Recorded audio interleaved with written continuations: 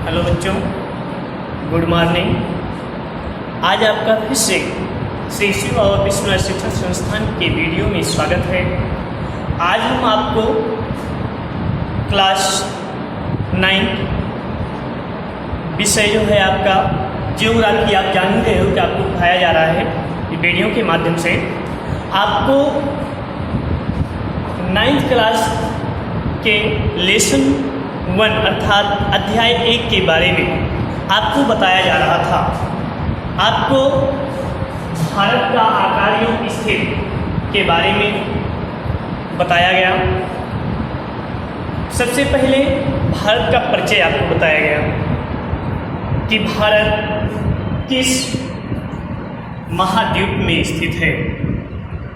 बेटा आप लोग जानते हो, कक्षा 6 से ही पढ़ते चले जा रहे हो आप लोग कि हमारे पूरे धरातल पर 7 महाद्वीप हैं। 7 महाद्वीपों के नाम भी आपको बताया गया था, आपको याद भी है, पुनः जानोगे। एशिया महाद्वीप, अफ्रीका महाद्वीप, उत्तरी अमेरिका महाद्वीप, दक्षिणी अमेरिका महाद्वीप, इसके बाद है यूरोप महाद्वीप, अंटार्कटिका महाद्वीप और ऑस्ट्रेलिया महाद्वीप। ये 7 महाद्वीप हैं। पुनः समझोगे, एशिया महाद्वीप, अफ्रीका महाद्वीप, उत्तरी अमेरिका, दक्षिणी अमेरिका, यूरोप, अंटार्कटिका और ऑस्ट्रेलिया महाद्वीप, ये 7 महाद्वीप हैं। तो परिचय में आपको बताया गया था कि भारत एशिया महाद्वीप के सबसे दक्षिणी भाग में स्थित है, अर्थात भारत एशिया महाद्वीप में स्थित है। यह आपको बता दिया गया था। मानचित्र भी बनाए थे हम ब्लैक बोर्ड के माध्यम से, आपको मानचित्र के माध्यम से बताया गया था। इसके बाद आपको बताया यह भी गया था कि किसी देश की भौगोलिक स्थिति को समझने के लिए, उसकी सीमाओं को समझने के लिए पृथ्वी का एक प्रतिरूप बनाया गया जिसे हम ग्लोब कहते हैं। और उस ग्लोब पर मानक के अक्षांश एवं देशांतर रेखाएं बनाई गई, जिसके माध्यम से पूरे विश्व के महाद्वीपों की और महाद्वीपों में स्थित विभिन्न देशों की स्थिति की जानकारी करने के लिए बनाया गया। सबसे पहले समझोगे, ग्लोब पर जैसे आपका ग्लोब है, देखिए ध्यान दीजिएगा, ये देखिए,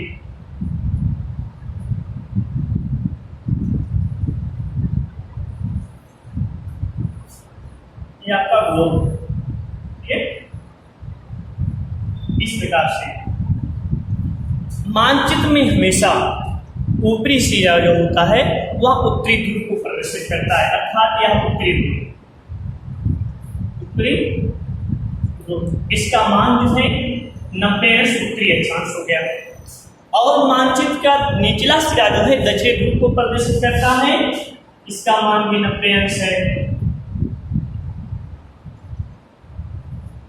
दक्षिणी ध्रुव। अब बेटा इस ग्लोब को 2 भागों में बांटने के लिए इसके मध्य से एक रेखा खींची जाती है, बड़ी रेखा खींची जाती है। इसका मान होता है 0 अंश, इसका नाम है अक्षांश, इसका नाम 0 अंश अक्षांश। अब पहले ये समझो कि 0 अंश हो गया। ग्लोब पर ध्यान दो कि ग्लोब पर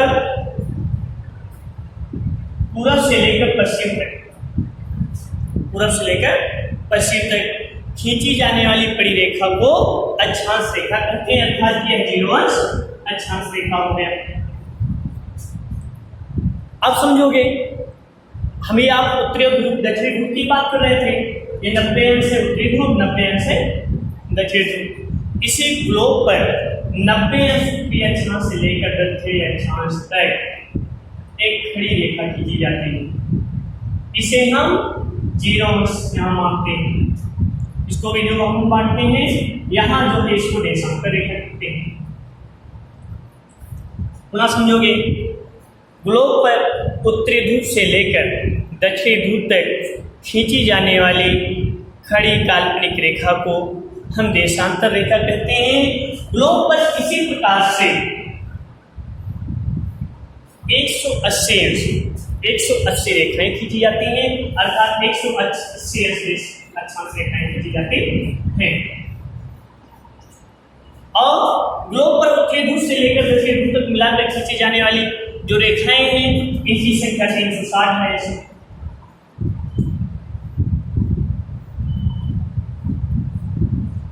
अब ये एक ग्रिड बन गया। क्या बन गया? ग्रिड। ग्रिड क्या है? अक्षांश और देशांतर रेखाओं के जाल को जो है ग्रिड कहा जाता है। ध्यान देना, अक्षांश और देशांतर रेखाओं के जाल को ग्रिड कहा जाता है। ये ग्रिड बन गया, एक जाल बन गया। परिचय में आपको बताया था अभी। अब इसमें ध्यान देना है कि 7 महाद्वीप हैं और 5 महासागर हैं। 5 महासागरों के नाम भी आप जानते हो, प्रशांत महासागर, आंध्र अटलांटिक महासागर, हिंद महासागर, आर्कटिक महासागर और अंटार्कटिका महासागर या दक्षिणी ध्रुव महासागर। 5 महासागर हैं। तो हम बात कर रहे थे भारत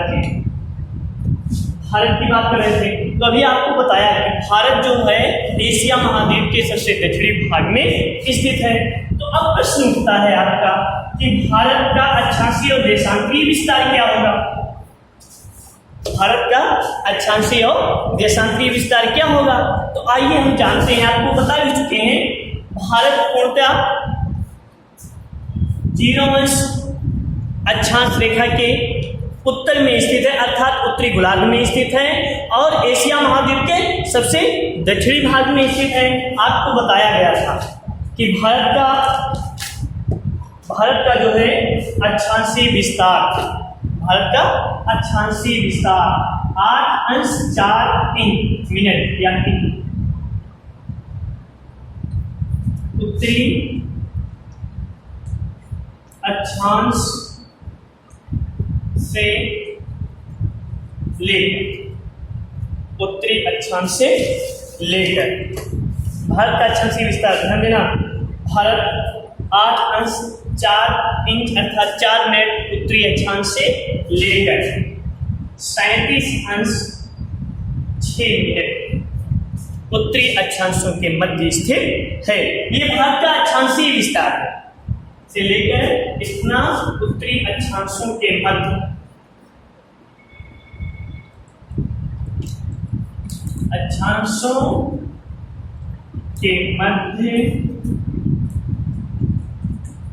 स्थित है। ये भारत का अक्षांशीय विस्तार हो गया। अब हम बात करते हैं देशांतरीय विस्तार की। भारत किस देशांतर में स्थित है? अभी हम आपको ग्लोब पर एक 0 अंश देशांतर रेखा खींचकर बताया था ना कि जिस प्रकार से ग्लोब पर एक अक्षांश रेखा मध्य से खींची जाती है, इसके उत्तर में उत्तरी अक्षांश हो जाता है और दक्षिण में दक्षिणी अक्षांश हो गया। ठीक इसी प्रकार से उत्तरी ध्रुव और दक्षिणी ध्रुव के मध्य, उत्तरी ध्रुव से लेकर दक्षिणी ध्रुव तक ग्लोब के मध्य एक सीधी रेखा खींची जाती है, जिसको हम 0 अंश देशांतर कहते हैं। क्या कहते हैं? 0 अंश देशांतर कहते हैं। अब भारत पूर्णतः जो है पूर्वी देशांतर में स्थित है। किस देशांतर में? पूर्वी देशांतर में। अब प्रश्न बनता है, तो भारत का देशांतरीय विस्तार क्या होगा? भारत का देशांतरीय विस्तार क्या होगा? चलिए ध्यान देना, 0 से लेकर 180 अंश इधर पश्चिमी देशांतर हो गया और 0 से लेकर 180 अंश इधर पूर्वी देशांतर हो गया। ठीक है, ये अब ग्लोब भी 2 देशांतरों में बढ़ गया। तो भारत जो है पूर्वी देशांतर में स्थित है। आइए देखते हैं भारत का देशांतरीय विस्तार क्या है। भारत जो है 68 अंश 7 मिनट। भारत 68 अंश 7 मिनट पूर्वी देशांतर से लेकर 97 अंश 25 मिनट पूर्वी देशांतर के मध्य स्थित है। ये भारत का देशांतरीय विस्तार है। अब हम बात कर रहे थे, परिचय में इतना आपको बताया गया था कि भारत विश्व के किस महाद्वीप में स्थित है, भारत किस अक्षांश और किस देशांतर में स्थित है, ये आपको बता दिया गया था। इसके साथ साथ आपको यही बताया गया था कि भारत में कुल मिला के 28 राज्य और 9 केंद्र शासित प्रदेश है। उस दिन आप लोगों को मानचित्र के माध्यम से मैं बताया था, आप लोग ध्यान से देखिएगा। भारत में 28 राज्य और 9 केंद्र शासित प्रदेश हैं। 28 राज्य 9 केंद्र शासित प्रदेश हैं। उनकी राजधानियाँ क्या हैं, राज्य क्या हैं, तेजी के साथ देखोगे क्योंकि अगली वीडियो में बता चुका हूँ। इसके आगे हम आज बढ़ेंगे, आपको बताएंगे। भारत जैसे पहले तो हिमाचल प्रदेश की राजधानी शिमला है, पंजाब और हरियाणा की राजधानी चंडीगढ़ है, उत्तराखंड की राजधानी देहरादून है। इसके बाद चले आएंगे राजस्थान की राजधानी जयपुर है, गुजरात की राजधानी गांधीनगर है, महाराष्ट्र की राजधानी मुंबई है, गोवा की राजधानी पणजी है, कर्नाटक की राजधानी बंगलौर है, केरल की राजधानी तिरुवनंतपुरम है और तमिलनाडु की राजधानी चेन्नई है। ध्यान से देखिए, सुनिएगा, तमिलनाडु की राजधानी चेन्नई है। आंध्र प्रदेश और तेलंगाना दोनों राज्यों की राजधानी हैदराबाद है। मध्य प्रदेश की राजधानी भोपाल है, छत्तीसगढ़ की राजधानी रायपुर है, उड़ीसा की राजधानी भुवनेश्वर है। इसके बाद झारखंड की राजधानी रांची है, लखनऊ की राजधानी उत्तर प्रदेश है, मध्य प्रदेश का आपको बता दिया बिहार, मध्य प्रदेश का भोपाल है। इसके आगे चलेंगे बिहार की राजधानी पटना है। फिर आगे चलेंगे पश्चिम बंगाल की राजधानी कोलकाता है। सिक्किम की राजधानी जो देश के 2 अंतर्राष्ट्रीय स्थलीय भाग से जुड़ा हुआ है, वो नेपाल और चीन से, उसकी राजधानी सिक्किम की राजधानी गंगटोक है। असम की राजधानी दिसपुर है, नागालैंड की राजधानी मणिपुर है, अरुणाचल प्रदेश की राजधानी ईटानगर है, मिजोरम की राजधानी आइजोल है, मणिपुर की राजधानी आइजोल है, मणिपुर की राजधानी आइजोल है, मणिपुर की राजधानी इम्फाल है, मिजोरम की राजधानी आइजोल है, मेघालय की राजधानी शिलांग है और त्रिपुरा की राजधानी अगरतला है। ये 28 राज्य हैं और 9 केंद्र शासित प्रदेश कौन कौन से, जैसा कि आप जानते हो 9 केंद्र शासित प्रदेश कौन कौन से हैं। सबसे पहले हम आपको ये भी बता दें कि भारत के पश्चिम में, आपको उस दिन बताया था, भारत के पश्चिम में अरब सागर स्थित है ना, अरब सागर में लक्षद्वीप समूह है, इसकी राजधानी कोलंबो है। बंगाल की खाड़ी में पूर्व दक्षिण में अंडमान निकोबार द्वीप समूह है, इसकी राजधानी पोर्ट ब्लेयर है। तमिलनाडु के तट पर पांडुचेरी था कोचुवेली, इसकी राजधानी पांडुचेरी ही है। फिर आगे चलते हैं, जहाँ पर दादरा नगर हवेली है, इसकी राजधानी सिलवासा है। दमन और दीव है, इसकी राजधानी दमन है। फिर इसके आगे हम चलते हैं, राष्ट्रीय राजधानी परिक्षेत्र नई दिल्ली की राजधानी नई दिल्ली है। चंडीगढ़ की राजधानी चंडीगढ़ है। पुनः आगे बढ़ते हैं, जम्मू कश्मीर की राजधानी श्रीनगर है और लद्दाख की राजधानी, जो भी नया केंद्र शासित जम्मू कश्मीर और लद्दाख बना है, जम्मू कश्मीर की राजधानी वही है, श्रीनगर है। लद्दाख की राजधानी कवासपू है। इस प्रकार से 9 केंद्र शासित प्रदेश हैं, इनकी राजधानियाँ हैं। अब हम बात करते हैं, आपको मानचित्र के माध्यम से बताना चाहेंगे कि भारत के कुछ स्थलीय सीमा जो है हमारे पड़ोसी देशों के साथ जुड़े हुए हैं, अर्थात पड़ोसी देशों से स्पर्श होते हैं। देखेंगे किस प्रकार।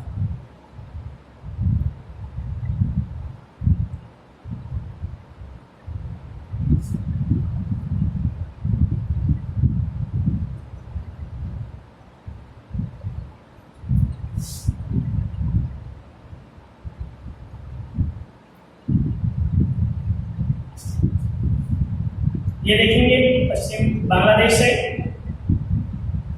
ये हो गया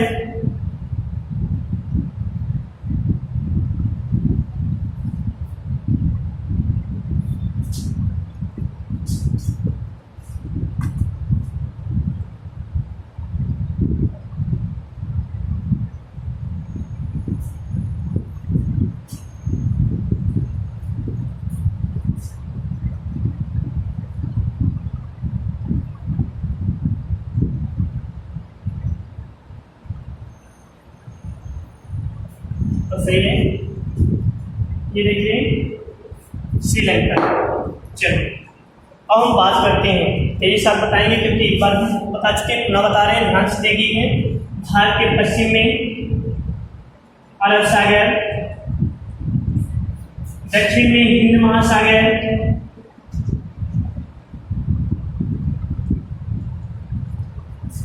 यहाँ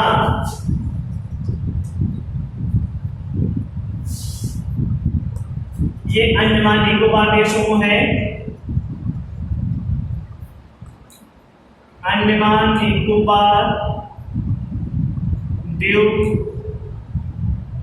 समूह, ये बेटा म्यांमार है, पूरब में ये श्रीलंका है। अब यहाँ पर एक क्वेश्चन बनता है, ध्यान से देखिएगा। भारत और श्रीलंका जो है पाक जल संधि के द्वारा एक दूसरे से जुड़े हुए हैं। पाक जल संधि, छोड़ो, यहाँ बंगाल की खाड़ी स्थित है,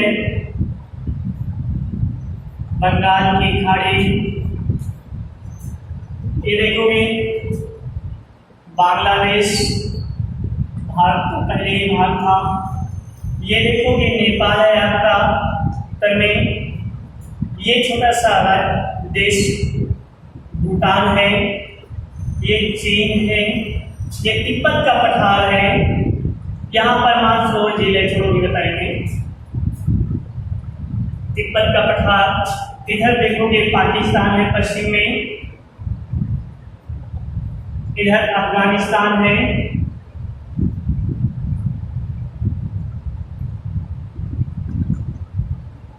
ये भारत के पड़ोसी देश है। अब हम बात करते हैं कि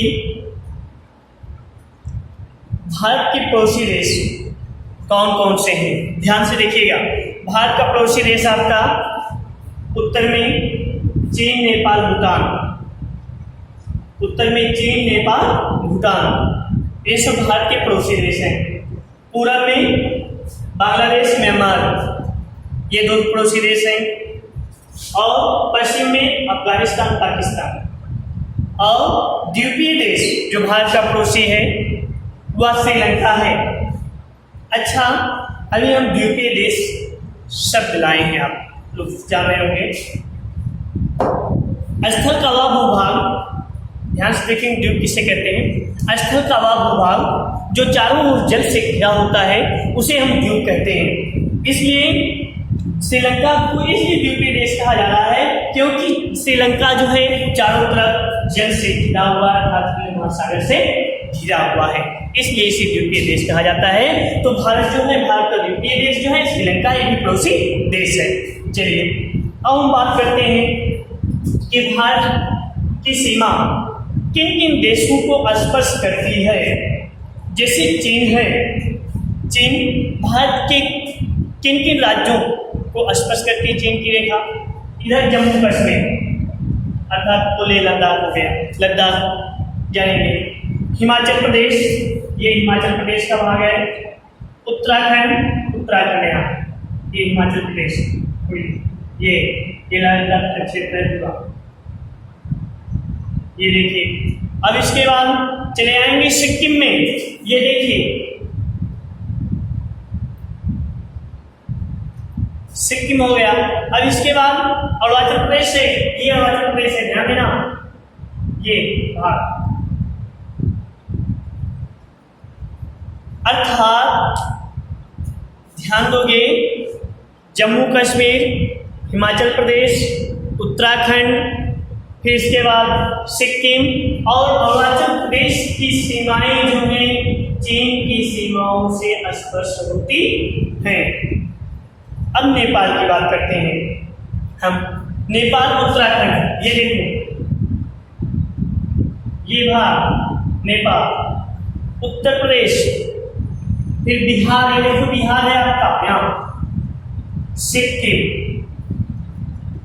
ये जो है, और पश्चिम बंगाल भी है। ये देखो पश्चिम बंगाल इतना आता है, ये इतना, हाँ इतना, ये पश्चिम बंगाल की सीमाएं जो है नेपाल देश से स्पर्श होती हैं। अच्छा बताओ, भूटान देश से भारत के किन किन प्रदेशों की सीमाएं स्पर्श होती हैं? चलिए, ये भूटान है, ध्यान देना, ये भूटान है, भूटान देश है, सिक्किम, पश्चिम बंगाल, असम। ये तो सिक्किम है, ये पश्चिम बंगाल है, ये असम, ठीक है। सिक्किम, पश्चिम बंगाल, असम और अरुणाचल प्रदेश, ये अरुणाचल प्रदेश की सीमाएं जो है भूटान देश से को स्पर्श करती है या भूटान देश से स्पर्श होती हैं। अब हम बात करते हैं पाकिस्तान।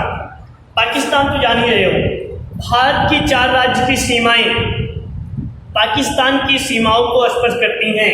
जैसे जम्मू कश्मीर, ये है, यहां से है, राजस्थान हो गया, जम्मू कश्मीर, राजस्थान, पंजाब यहाँ है, गुजरात, ये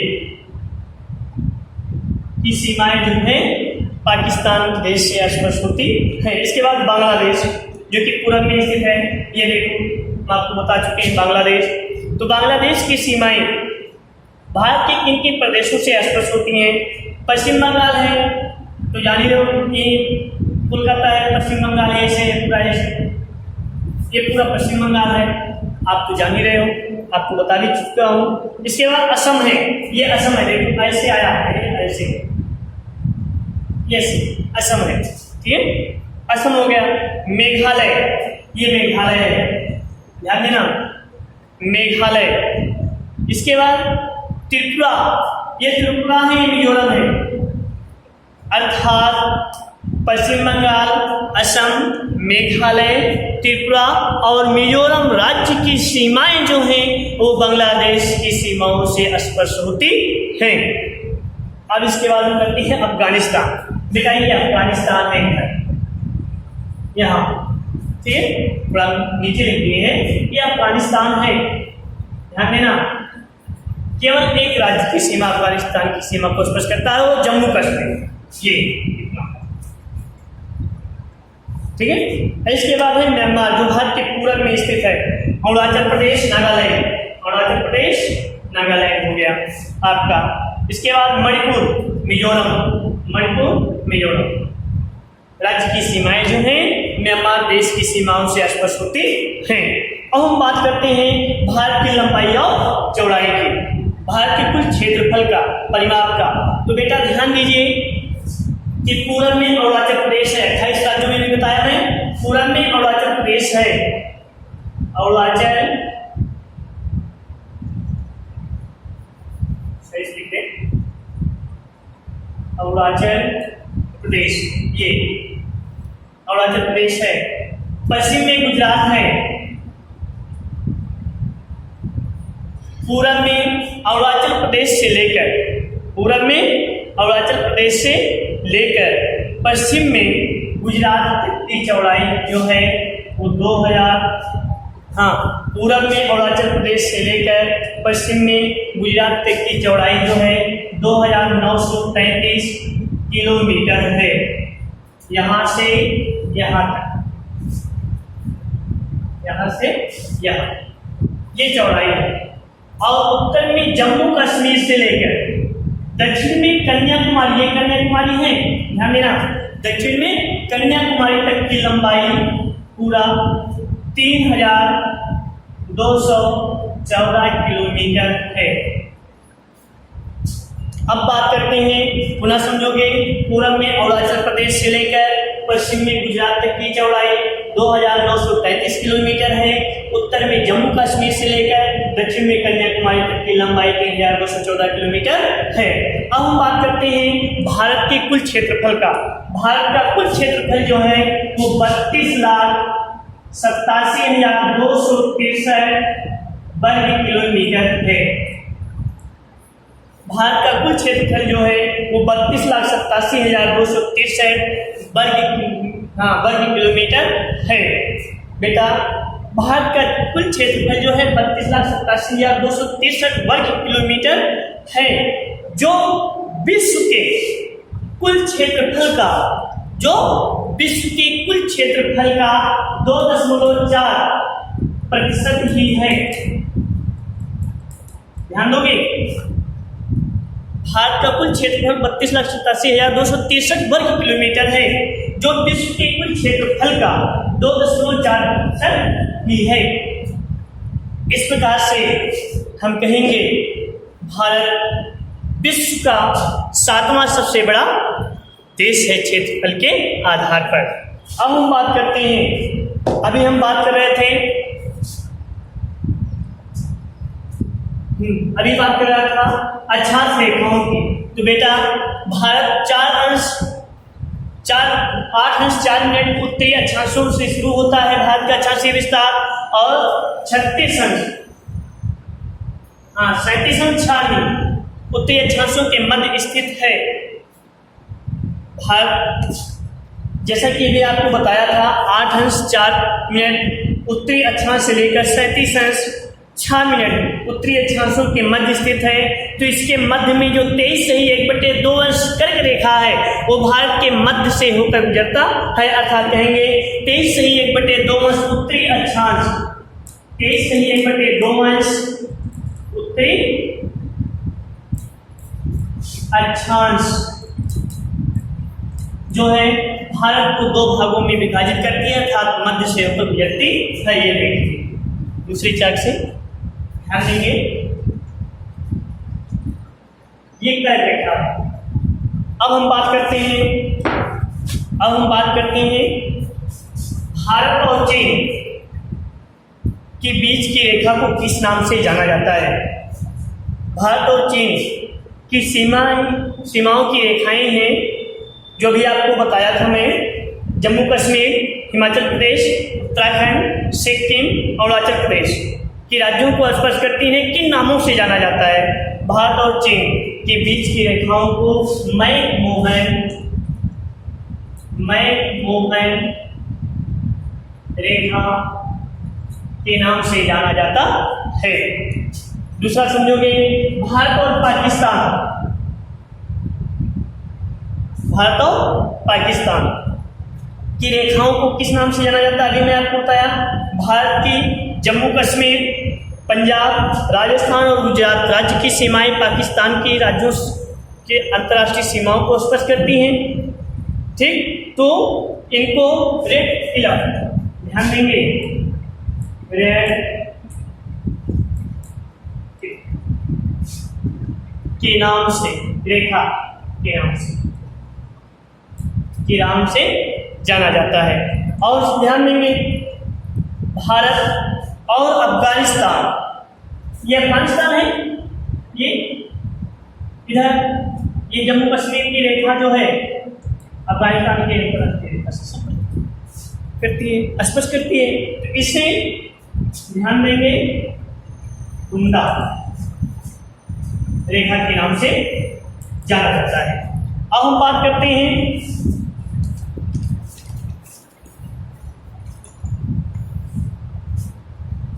अभी मैं बात कर रहा था कि कर्क रेखा जो है भारत के मध्य से होकर गुजरती है। ध्यान देना है, तो क्वेश्चन बनता है बेटा कर्क रेखा भारत के किन किन राज्यों से होकर गुजरती है? तो ध्यान देंगे, भारत के गुजरात,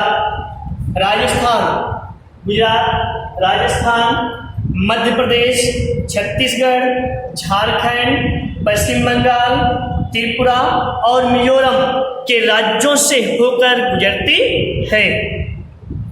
अब हम बात करते हैं भारत का सबसे दक्षिणतम बिंदु का। भारत का सबसे दक्षिणतम बिंदु जो है वह इंदिरा पॉइंट है। इंदिरा पॉइंट कहाँ स्थित है? इंदिरा पॉइंट जो है बंगाल की खाड़ी में स्थित है। ये बंगाल की खाड़ी है। भारत का सबसे दक्षिणतम बिंदु है इंदिरा पॉइंट। ये भारत का सबसे दक्षिणतम बिंदु इंदिरा पॉइंट है, ठीक है, जो कि कहाँ स्थित है? बंगाल की खाड़ी में स्थित है। अब हम बात करते हैं भारत की स्थल सीमा रेखा या स्थलीय सीमा रेखा कितनी लंबी है, अर्थात भारत का स्थलीय सीमा की रेखा लंबाई जो है 15,200 किलोमीटर है। भारत के स्थलीय सीमा की लंबाई जो है 15,200 किलोमीटर है। अब हम बात करते हैं सभी देशों की मानक या मुक्त रेखाएं हैं। जैसे लंदन का जीरो अंश ग्रीनविच रेखा, अभी मैं जीरो अंश देशांतर रेखा के बारे में बता रहा था।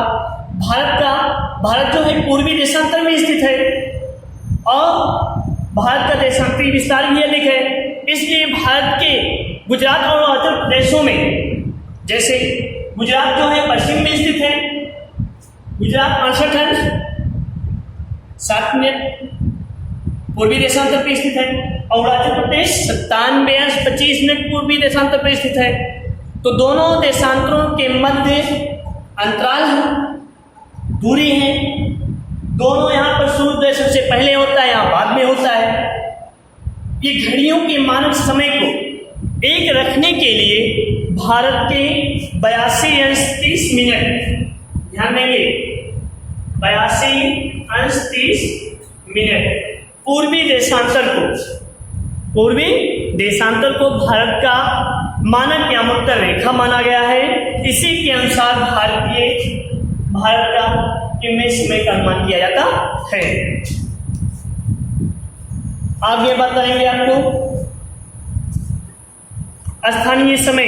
अभी मैं जैसा कि स्थानीय समय आपको बात कर रहा था, किसी स्थान का वहां के मध्याह्न के सूर्य के अनुसार निर्धारित समय को स्थानीय समय कहा जाता है। अर्थात किसी स्थान का वहां के मध्याह्न के सूर्य के अनुसार निर्धारित समय को स्थानीय समय कहा जाता है। और प्रमाणित समय, जब किसी देश में किसी देशांतर के, ध्यान देना, जब किसी देश के किसी देशांतर के स्थानीय समय को पूरे देश का समय मान लिया जाता है तो उसे प्रमाणिक समय कहते हैं। प्रायः प्रत्येक देश के मानक यामोत्तर के अनुसार ही होता है। अभी मैं जल संधि बताया था आपको, भारत और श्रीलंका जल संधि के द्वारा जुड़े हैं। तो जल संधि क्या है? दो जल राशियों, ध्यान देना, दो जल राशियों को जोड़ने वाली सक्रिय जल राशि को जल संधि कहा जाता है। जैसे एक उदाहरण आपको बताएंगे। आपको जब मैं कक्षा 8 में पढ़ा रहा था तो आपको बताया था उत्तरी अमेरिका जो है दक्षिणी अमेरिका से स्थल संधियों के द्वारा जुड़ा हुआ है, जिसका नाम पनामा स्थल संधि है। वहाँ से पनामा नामक नहर भी निकाला गया है। ठीक उसी प्रकार से भारत और श्रीलंका जो है जल संधियों के द्वारा एक दूसरे से जुड़े हुए हैं। दो जल राशियों को जोड़ने वाली सक्रिय जल राशि को जल संधि कहा जाता है। अब आगे हम बात करते हैं